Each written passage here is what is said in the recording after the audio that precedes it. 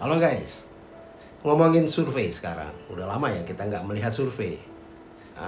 Kaget juga tiba-tiba ada survei muncul gitu dari Center for Indonesia Strategic Action atau CISA yang merilis hasil survei yang menunjukkan mayoritas publik katanya merasa puas terhadap kinerja pemerintahan Prabowo Gibran gitu.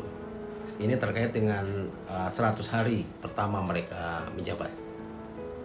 Nah, survei ini digelar katanya tanggal 5 sampai 10 Januari lalu 2025 ini. Nah, ini juga menempatkan Kementerian Sosial atau Kemensos sebagai kementerian dengan performa terbaik. Sementara Menteri Sosial Saifullah Yusuf dinobatkan sebagai menteri paling optimal. Mantap ya. Ya, katanya mayoritas publik relatif puas terhadap kinerja pemerintahan Prabowo Gibran selama 100 hari pertama. Meskipun ada catatan terkait kebijakan tertentu seperti kenaikan PPN 12%. Begitu kata Direktur Eksekutif CISA, Heri Mendrova, hari Selasa kemarin.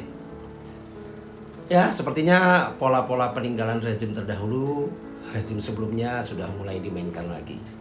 Ya, kita lihatlah bagaimana reaksi Pak Prabowo ini. Kita kan dengar juga ya kemarin ini Pak Prabowo bilang nggak percaya survei itu bisa dibayar dan sebagainya lah. Dan belum lagi kalau kita lihat ya, presiden ini, Pak Prabowo ini, menteri-menterinya dan pembantu-pembantunya kok sepertinya lebih nurut kepada Jokowi daripada presidennya sendiri. Nah, kenapa ya? Ya, menjadi pertanyaan juga tentang survei 100 hari kerja ini. Pertanyaannya adalah yang disurvei ini siapa gitu. Apakah yang disurvei ini adalah 40.000 orang penerima kunci rumah yang dibangun oleh ARA selama 3 bulan kemarin? Ataukah yang disurvei adalah karyawan pabrik susu yang merek susunya sering dibagi-bagikan Gibran? Atau siapa gitu? Yang pasti sepertinya bukan karyawan Sritek ya yang disurvei. Nah, kalau kita lihat ya, kondisi sekarang ini masih banyak terjadi pembiaran terhadap koruptor. Masih terlalu banyak lah menteri dan pejabat setara menteri, staf sus dan sebagainya yang kita nggak ngerti kompetensinya. Soal makan gratis misalnya, ini banyak sekali chaos dan konflik di mana-mana yang menunjukkan bahwa ya ini hanya program omon-omon saja. Belum lagi arogansi dari aparat gitu, yang kita lihat banyak kejadian bagaimana aparat bertindak arogan terhadap rakyatnya sendiri. Jadi selain soal kapasitas menteri yang sangat meragukan, pun soal oligarki yang masih sangat begitu kelihatan berkuasa.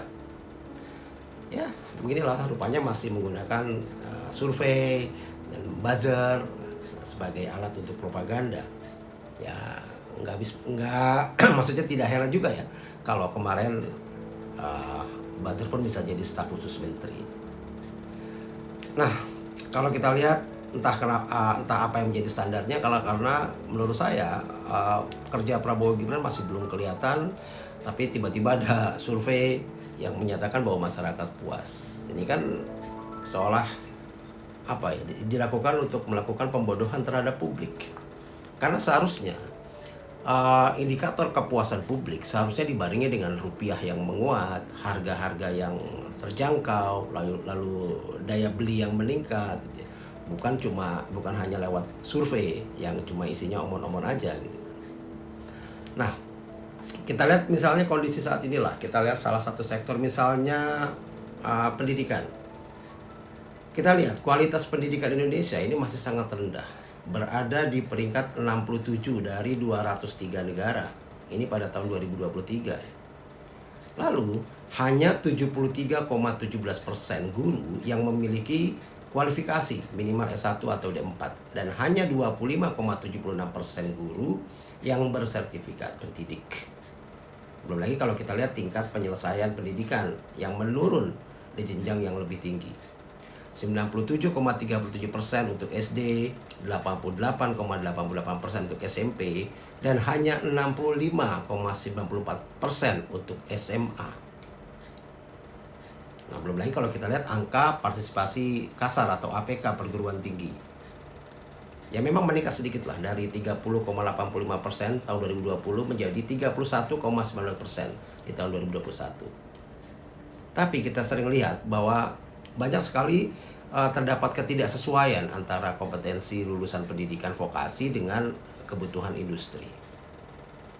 Belum lagi kalau kita bicara soal anggaran pendidikan ini luar biasa, mencapai 20% dari APBN sejak 2009 dengan realisasi 550,4 triliun pada tahun 2024 kemarin ini. Tapi hasilnya seperti itu tadi. Ya, kita tidak bisa pungkiri lah, adalah upaya dari pemerintah untuk meningkatkan kualitas pendidikan. Tapi masih banyak sekali tantangan yang harus diatasi untuk mencapai kesuksesan yang diinginkan dan kepuasan yang diinginkan. Indonesia perlu fokus pada perbaikan sistem pendidikan, peningkatan kualitas guru, pemerataan akses pendidikan, dan penyelarasan pendidikan dengan kebutuhan industri. Itulah kira-kira kalau memang ingin masyarakatnya puas. Salam.